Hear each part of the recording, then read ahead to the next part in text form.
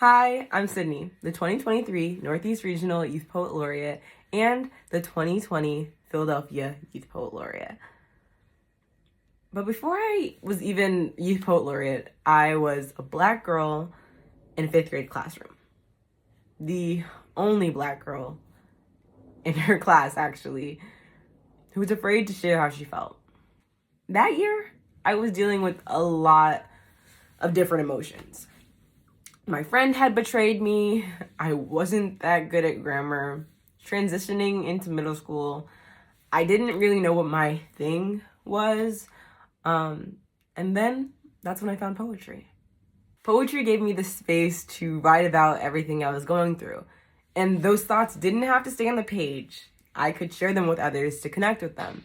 I could write about my friend betraying me, not being good at grammar, and all of those different things, and connect with people who were probably going through the same things as me.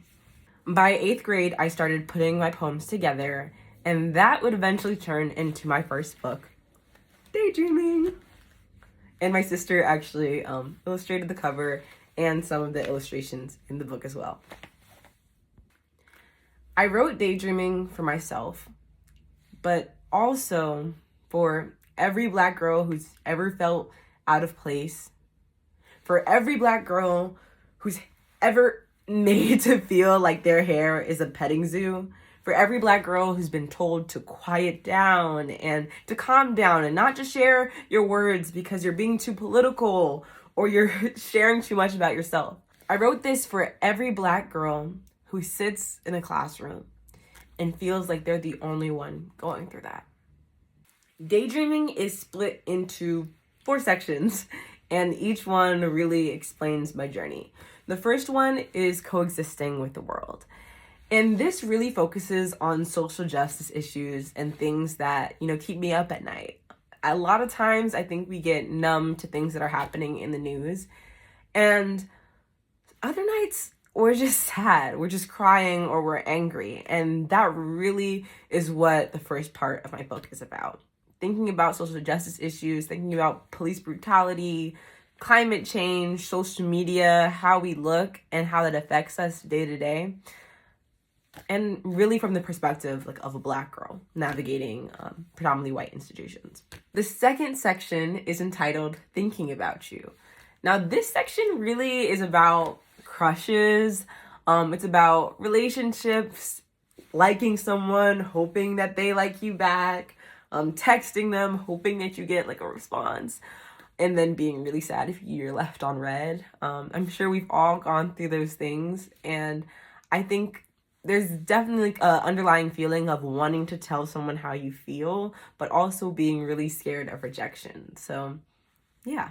The next section of the book is entitled Uplifting My Blackness. And this section is really like an affirmation. It's really focusing on loving my skin, my hair, my culture, just everything that makes me unapologetically Black, and telling anyone who tries to make me feel less than that I'm owning who I am, and that's all that matters. So the last section in the book is entitled Thoughts Floating in My Head. And I think this is the most vulnerable part of the book. It's about, my midnight thoughts, my shower thoughts, my hopes, my dreams, my fears, everything that I've thought about that maybe was oh dang, why did I think that? Or processing different emotions is in that section of the book. And maybe you've had similar emotions or gone through that as well. This book isn't just about me. It's about us, Black girls in PWIs trying to belong without losing ourselves. Girls who are navigating love, loss, loneliness, and brilliance all at the same time. Girls who are daydreamers and students. When you're reading Daydreaming, I want you to feel like you're sitting across from someone who gets it. Someone who knows what it feels like to walk down those hallways, and sometimes you want to be small, but also it's a reminder that you're beautiful, no matter what anyone tells you, and that sometimes you just need to know it within yourself. So why should you buy Daydreaming? You should buy it because it's more than just a book.